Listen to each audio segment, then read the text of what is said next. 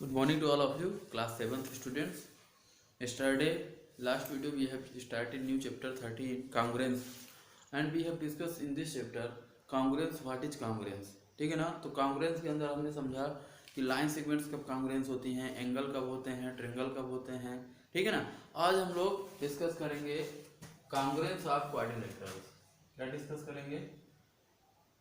congruence of quadrilaterals, यानी कहने का मतलब कि टू क्वाड्रिलेटरल्स कैसे कॉन्ग्रुएंस होंगे। तो आपको पता है कि जैसे मान लीजिए क्वाड्रिलेटरल में फोर साइड होते हैं, फोर एंगल्स होते हैं। कितने होते हैं? Four side and four angles. अगर किन्हीं भी दो क्वाड्रिलेटरल के फोर साइड्स यानी corresponding four side corresponding four angles आपस में इक्वल हैं तो वो गिवन क्वाड्रिलेटरल क्या हो जाएंगे? कॉन्ग्रुएंस। कॉन्ग्रुएंस को हमने बताया था कि सेम शेप और साइज हो, दूसरी चीज उनकी करस्पॉन्डिंग साइड्स या करस्पॉन्डिंग एंगल किसी भी फिगर का क्या हो? इक्वल हो। अगर इक्वल है तो फिगर आपके क्या है? कॉन्ग्रुएंस होंगे। अब हम देखते हैं यहाँ पर दो क्वाड्रिलेटरल बनाते हैं। जैसे मान लीजिए ये ABCD हो गया, इसके ये एंगल्स हो गए, और दूसरा क्वाड्रिलेटरल PQRS। ठीक है। अब ये दोनों कॉन्ग्रुएंस कब होंगे? देखिए कॉन्ग्रुएंस कब होंगे? इफ AB बराबर यानी AB ये लेंथ करस्पॉन्डिंग AB बराबर PQ किसके इक्वल हो? PQ के। ये इसके इक्वल हो। फिर यानी जो इसके एलिमेंट हैं, फोर साइड फोर एंगल हैं, 8 एलिमेंट हुए। ये 8 एलिमेंट आपस में क्या होने चाहिए? करस्पॉन्डेंस इक्वल होने चाहिए।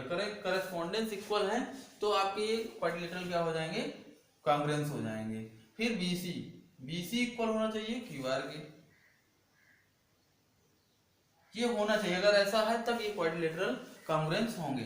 फिर CD की वैल्यू RS के एंड DA की वैल्यू SP के। दूसरा क्या है? दूसरा ये है कि angle A is equal to होना चाहिए angle B, angle B is equal to angle Q, angle C is equal to angle R and angle D is equal to angle S। अगर ऐसा है then quadrilateral ABCD congruence quadrilateral PQRS, तब ये दोनों quadrilateral आपस में क्या हो जाएंगे? कॉन्ग्रुएंस हो जाएंगे। ठीक है, बात क्लियर हुई? चलिए बहुत बढ़िया, ऐसे ही समझना है। नेक्स्ट है कॉन्ग्रुएंस ऑफ स्क्वायर। तो देखिए जैसे कॉन्ग्रुएंस ऑफ क्वाड्रिलेटरल हमने पढ़ा, तो congruence of square, congruence of rectangle, ये सिमिलर आपका ऐसे ही हो जाएगा, कोई दिक्कत नहीं है। कॉन्ग्रुएंस ऑफ स्क्वायर का मतलब कि टू स्क्वायर कॉन्ग्रुएंस होंगे अगर उनकी करस्पॉन्डिंग साइड्स और करस्पॉन्डिंग एंगल इक्वल हों। ठीक है ना।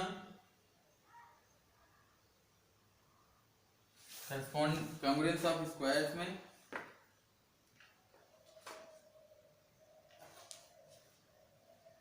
ठीक है, जैसे मान लीजिए ए स्क्वायर है ABCD,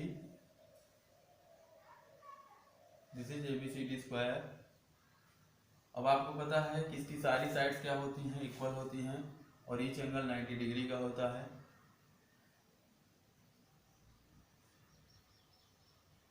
दूसरा स्क्वायर लेते हैं, उसमें भी ईच एंगल 90 डिग्री का होगा।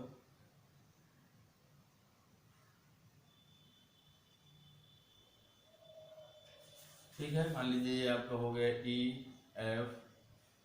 EFGH। अब ये दोनों कॉन्ग्रुएंस कब होंगे? देखिए कॉन्ग्रुएंस होंगे कब? If AB equal to EF, ठीक है ना, BC equal to FG, CD equal to GH and DH equal to HE।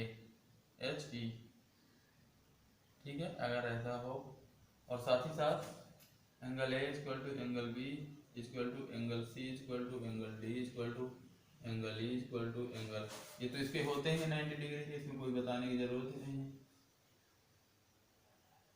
ये 90 डिग्री होते ही हैं। तो तो फिर आपका क्वाड्रिलेटरल ABCD कांग्रुएंट हो जाएगा क्वाड्रिलेटरल EFGH की। ठीक है, इस तरह आपको समझना है। नेक्स्ट है आपका कांग्रुएंस ऑफ रेक्टेंगल। अब कांग्रुएंस ऑफ रेक्टेंगल में क्या है, जैसे कांग्रुएंस ऑफ रेक्टेंगल आपको करना है,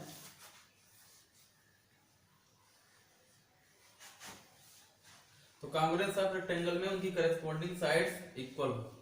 ठीक है, क्योंकि उसकी टू, जैसे स्क्वायर में ऑल साइड आपस में इक्वल नहीं होती हैं, तो उसमें भी इसी तरह होता है।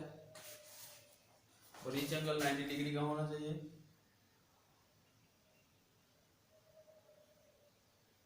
ठीक है ना, जैसे ये टू रेक्टेंगल है, आपको मान लीजिए MNOP हो गया और दूसरा रेक्टेंगल हो गया WXYZ। तभी दोनों कांग्रुएंस होंगे किस कंडीशन पर, अगर ईच एंगल 90 डिग्री का, ये तो होता ही है रेक्टेंगल में, इसको बताने की जरूरत ही नहीं है अगर रेक्टेंगल है। बस एक कंडीशन क्लियर होनी चाहिए, क्या कंडीशन जो होनी चाहिए, if MN is equal to हो WX, MO is equal to हो XY,